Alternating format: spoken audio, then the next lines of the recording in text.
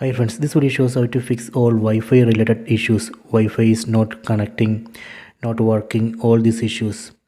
Please don't forget to subscribe this channel. Please like and share the video. Go to settings, tap on this settings app icon. Go down, select general management.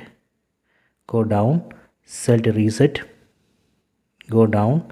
So here we can see reset Wi-Fi and Bluetooth settings. Tap on this. This will reset all your Wi-Fi and Bluetooth settings. Tap on this reset settings button. Done. Wi-Fi and Bluetooth settings reset. After this reset operation, go back. Now we can check Wi-Fi. This time Wi-Fi should work. So this way, by resetting Wi-Fi settings, we should be able to fix all Wi-Fi and internet related issues. So please check it.